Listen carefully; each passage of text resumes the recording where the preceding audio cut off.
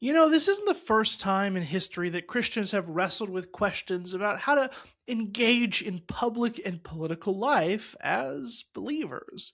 No, this is an old, ancient problem. We've been debating this for 2,000 years. But even much more recently in history, just in the last century, have we had examples of how to do this and examples of how to do this well.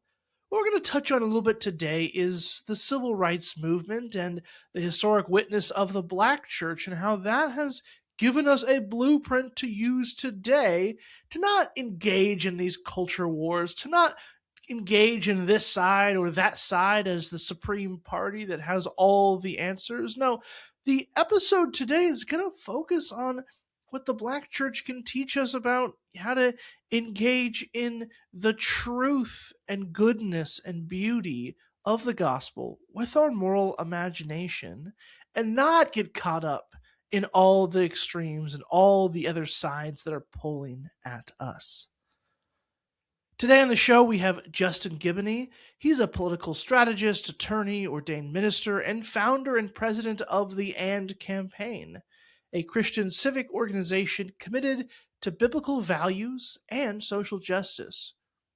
Justin is also the co-author of Compassion and Conviction, and now the book Don't Let Nobody Turn You Around, How the Black Church's Public Witness Leads Us Out of the Culture War.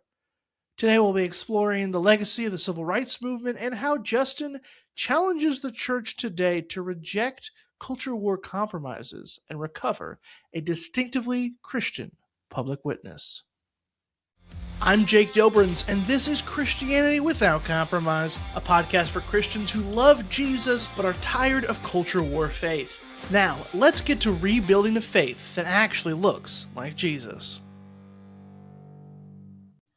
Well, Justin, it is a privilege to have you on the show today. I'm excited for this conversation. You have a very interesting book, and your work and all the hats and things you wear are just impressive. And so I'm really privileged, honestly, to have you on Christianity Without Compromise today. Thanks for having me, Jake. I'm glad to be here. So we like to start off with stories on this show. Stories tell us a lot about people. They help ease us into these topics. I want to start with kind of your story about your grandparents' connection to the civil rights movement. This is something you bring up in your book. This is something that shapes kind of who you are today. Can you take us back to what that connection is and how that personal legacy shaped your desire to explore history in this new book, Don't Let Nobody Turn You Around? That's a good question. So I draw a lot of inspiration and a lot of my understanding of how to apply the gospel to the public square from the civil rights generation. That's my grandparents' generation. It's a generation I think's usually born from, the early 1900s up until the, 1930s, late 1930s. And this was the group of Christians who formed the civil rights movement. My grandfather, my maternal grandfather, was a civil rights era preacher. His wife, Willie Faye, my grandmother, is kind of her and her favorite gospel artists become the center. Their American experience, so to speak, become the center of Don't Let Nobody Turn You Around. And what we all know, and this is just historical fact, is that generation of African Americans experienced a lot of oppression. Jim Crow, my grandmother's born in Mississippi, grandfather in Tennessee. I get to go to Vanderbilt University. When my grandfather was in Tennessee, there's no way he could get into a university like that just because of segregation and things of that nature. So we know they had a very harsh experience. However, their response to that is, I think, exemplifies a Christian response to wickedness, which was a response that was tenacious. It didn't just say, well, we'll go to heaven eventually, so we don't need to address this injustice. No, it addressed it in a very strong and strategic way. Also, though, it didn't create what I see in our today's culture war of this good versus evil. even as they addressed the wickedness, they were seeking the redemption of their opponents. And that's one big difference than we see today. So for me, listening to the stories of my grandparents, having an opportunity to speak to them, even when I live in Atlanta, Georgia now, even the opportunities I got to speak to the civil rights generation when I first got here, those are moments that I always keep with me. And I thought this book was important to write because I do believe Christians are missing the moment in politics today. And there are answers and there's a legacy within the church that we have to follow that we're straying away from. And I think that's a major mistake. Yeah, I think it's always important to look back at the lessons of history, right? During the pandemic, everybody was using that unprecedented term. Like, you kept hearing that all the time. Mm-hmm. Right? And there's some unique things, of course, in the modern day, but a lot of times there's some precedent here. Actually, like we've done this kind of thing before. We fought some of these Mm-hmm. battles before, and it's so important to look back at the lessons. And thanks for bringing in. You have that familial connection, that story that's in your blood, literally. And we'll dive into some of what you just said here going forward, but I want to take a moment to talk about that term. You just brought it up, culture war. Like, Mm-hmm. the culture war is mentioned in the subtitle of your book. It's the subtitle of this podcast too. We're trying to choose Jesus and not the culture war. You're showing us how the Black church is leading us out of that. What do you mean by culture war? What in the world does that look like today? Yeah, the culture war is the conflict between conservatives and progressives for the norms and the values of America. So when you think of culture war, you can think of sexual revolution versus moral majority, right? It's this fight between progressives and conservatives to say, this is what America stands for. Yes, we agree it's about freedom, but what is the definition of freedom? Those type of things are what separate a lot of America and the battle that we've been fighting today. So that's what I mean. James Davison Hunter that's how he described the culture war, as he's kind of coined that term. Yeah, that's helpful to think about for sure. It can mean a lot of different things from a lot of different angles. I grew up in a very kind of conservative political mindset, and the culture wars where we gotta define family this way, and we gotta be pro-life and this and that, and you had your laundry list of these are the things to die on, basically, and that goes on all different sides for sure. Well, I mean, I guess the next question is then, so how do we get out of this? Like, obviously, you wrote a whole book about the matter. Yeah. So, tease us a little bit here. Don't spoil the whole thing. Yeah. But what can the broader church learn from the Black church historic public witness that you talk about? What's the blueprint? How do we get out of the culture wars with these kind of topics that you're talking about in this upcoming book? Yeah. So the big thing that I try to do, and you've read it, so you see that people have to, one part of it is being able to honestly critique both conservatism and progressivism, to say maybe I lean right or maybe I lean left, but I do have somewhat of like a prophetic distance to where I can say I'm not going to follow it anywhere it goes. And that's what I think a lot of people are missing. We look at the right and say, man, they're really uncompassionate, and therefore I'm just going to follow the left. Or we look at the left and say, man, they are really permissive, I'm just going to follow the right. I think that's a major mistake. We need to be able to critique both. It doesn't mean they're equal, right?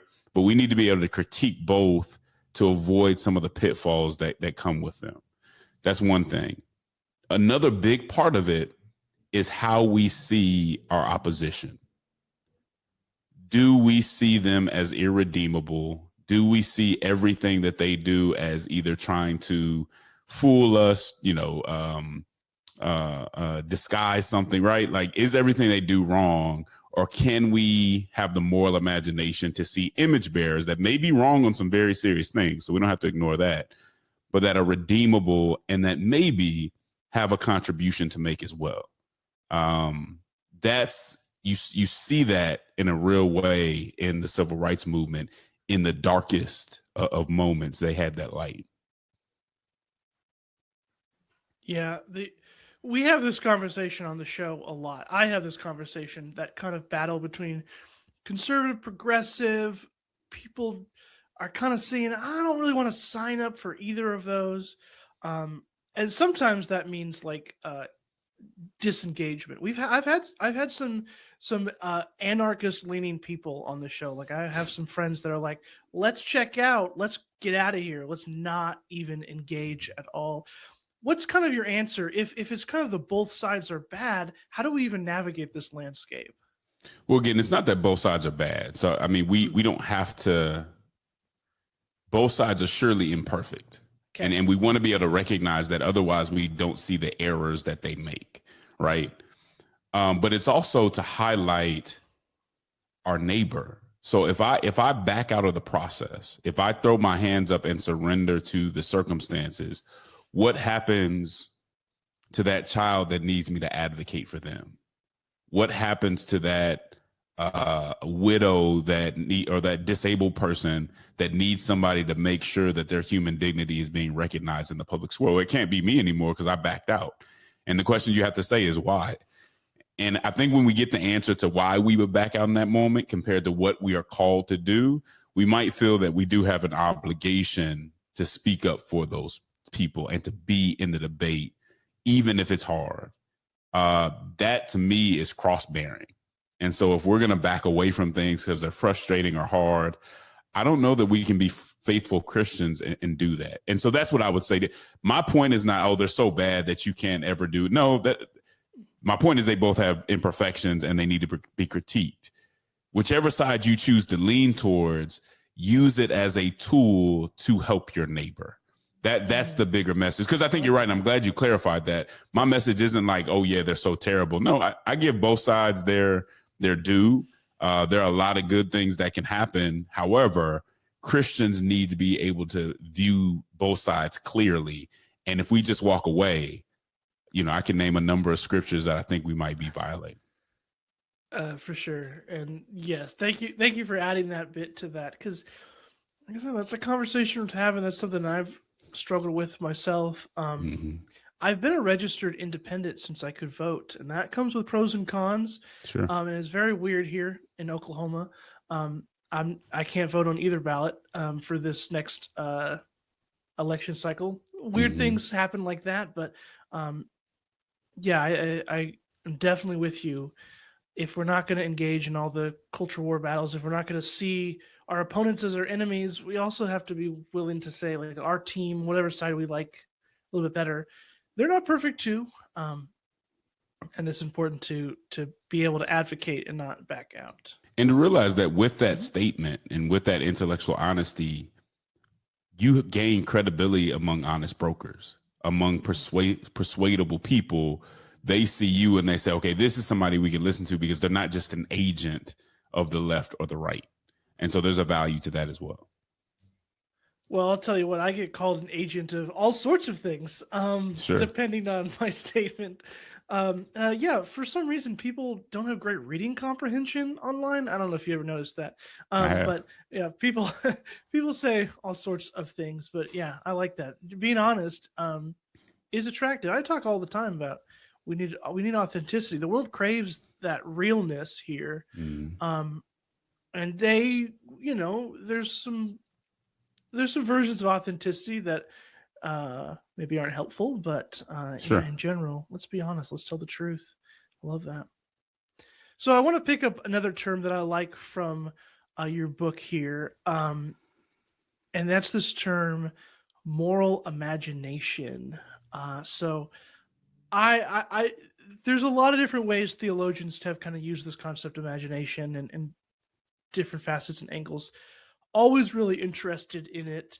So when we're talking about concrete action, we're talking about taking a stand. We're not sitting out here. We're taking a stand. Why is the moral imagination such a necessary part of public faith? How does that piece fit in with everything?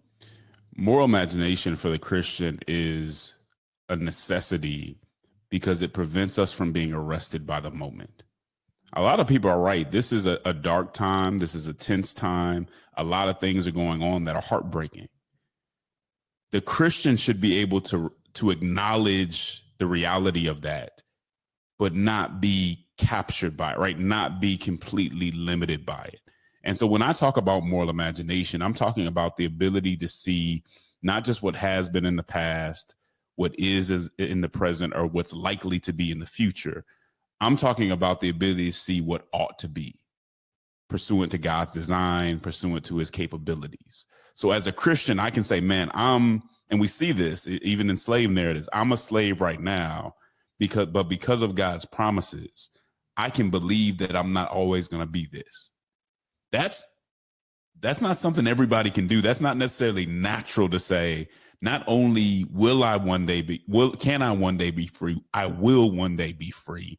And I can live a certain way because I see something bigger. I can even look in the eye of my oppressor, as I might be tenaciously fighting back against them, and still see their humanity. In most of the atrocities that we see among humanity, it's people not being able to look at people who hurt them or on the opposite side of them as image bearers that have dignity. Again, the civil rights generation is able to do that in a way that was kind of highlighted before the world and was an example of something that is bigger than anything you just see coming from some type of materialism, right? It's a deeper understanding and belief of God's character and God's design. For sure. Love that. Um, Again, I mean, you got to point people to the book. There's more stuff in here. We're just whetting the appetite, so to speak. But I do want to kind of pick your brain here on this last main question. You know, I know that the typical listener of this show is politically disillusioned in some way. Mm-hmm. They've seen the wreckage of Christian nationalism. You know, again, maybe they see the limits of some kind of performative progressivism. They want to be faithful. They're tired. There's a lot going on in the world that isn't great, right? That's just the reality. What is your encouragement or your charge, really, that you would offer people that want to hold on to their convictions, but with Christ-likeness in our public life? Yeah, and that's one of the beauties I think about the book, is that it's not just theory. It's not saying theoretically, if we do this, we can achieve that.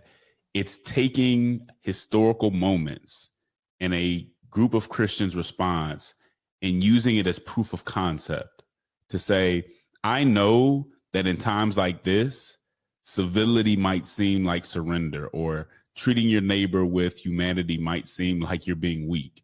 Let me show you through something that happened not that long ago, right? That it's not, that it's bigger than that. It's not to give up. It's actually a much better witness than us being angry. And it's challenging the reader to say, in this moment, what will distinguish you from just anybody else in the world and how they respond? If we respond with contempt, if we respond just with a sort of delusional outrage, what message are we sending our neighbors? What hope are we giving people who are suffering, that need to see there's something different? If Jesus Christ is all that we say he is, how does his existence and the reality of his resurrection make us act differently in this moment? I don't think a lot of Christians are asking that. They're caught in the moment. They're arrested by the moment. We talked about that, and they're just reacting to it. Moral imagination, all the things that we talked about, is the ability to transcend that, even as you recognize what's going on. And we have proof of concept for that. That's what I would have people keep in mind. You're not wrong that this is tough, but we do know Christians who have gone through something tougher and had a beautiful witness that I think glorified God. And it's only in those tough times where you can where it's truly needed for you to shine that light. Where's your light at? And what does it look like? Yeah, our response is so important, especially as everybody else is responding. not helpfully, right? We talked about that honesty that people are attracted to. So thank you for that final charge. That's good to remember, of course. Um, our response matters. Jesus transforms us. We're going to act differently. Oh, yeah, so important. I do a lot of work on the notion of efficiency and ends justify the means and stuff. And Mm, there's too many people asking questions about, well, what's the best way to get this kind of result and things like that. And I don't know. I don't even think that's always the right question. It's what's your character? How are you supposed to act? And often we'll achieve a really great result. But like Jesus, sometimes he would always say, "You're asking the wrong question here. You actually kind of got this a little that's bit right. wrong." And That's the that's part of kind my of moral person. imagination too, if I could Yeah, say real quick. do it. For Christians, one part of moral imagination is having faith that doing the right thing will have the best outcome at the end of the day, even when you can't see it. Oh And yeah. so we can't see why following Christian principles in this moment is right, is helpful or effective, but we got to have faith that it is because God said so. Oh yeah. Oh yeah. Oh, we talk a lot about nonviolence and different things like that on this show.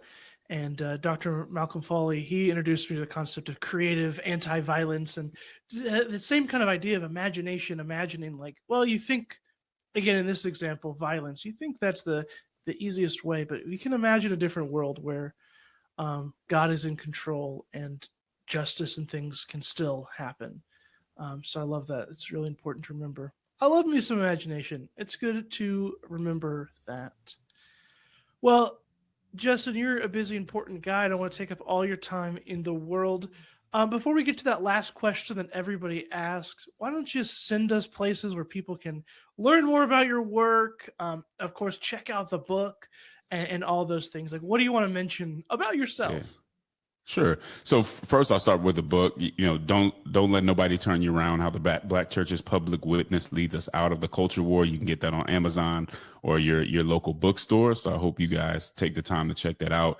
You can also get my political commentary on church politics, which comes out once a week, and so that's fun. I'm usually on there with some friends, just talking about uh, new issues, recent issues, and all that. And then social media. You can go at Justin E. Giboney on Instagram, X, and all those platforms. Beautiful, beautiful. You're still on X. You still trying out I that do. platform. I All think right. there Hey, needs to we be a need some light on people. all of these. I think if we, Amen. again, I'm hesitant to leave any. I think Christians should never leave any space to its own devices. So I think that Ooh, there needs to be some that's people who good. are speaking differently on platforms that we may not always feel comfortable being on. That is good. That is so true. Wow. Well, I have a question for you that every guest gets asked, and I would love to hear your reflection on this, related to the conversation or not, whatever is on your heart. So here's the question everybody gets asked right here at the end. As we close, leave the audience with just one practical action they can do this week to live out their faith fully for Jesus. Hmm. Well, I would say go up to someone that you know disagrees with you and tell them you love them, tell them you care about them, and wish them Okay. a Merry Christmas, and tell them you'll be praying for them. All right. I like that. Yeah, that's good. That is good. That's powerful. And that is something we can 100% do this week. I know several people who disagree with me, so I can live that challenge out for sure. Justin Giboney, thank you so much for being on. Excited about your book. Hope everybody reads it and sells bajillion copies and all of that thing because it's a really important topic. Bridges some history to today, but is the exact kinds of things that we talk about on the show. So I hope all the listeners are really interested in that and want to check that out. I also always leave the audience with a sharing challenge. Who can you share this episode with? We want to get the reach out. So if you've heard this episode and you've really benefited in this discussion of just kind of thinking through how to leave the culture war, I bet you can think of somebody else in your life that is really into, really passionate about maybe their political beliefs and maybe needs to take a step back and think about the ways that they're responding and maybe get that more aligned with what we're learning from the Black church, what we're learning from Jesus. So share this episode with somebody that comes to mind that has a little too much fire, and that needs to be directed in a more healthy, Christ-like way. So again, Justin, thank you so much. Everybody else, thank you so much for listening. Thanks, Jake. Take care. This episode of Christianity Without Compromise was hosted by me, Jake Doberenz, and produced by Theophany Media, my podcast production company. If this conversation served you, please rate and review the show and share it with a friend and help others find it.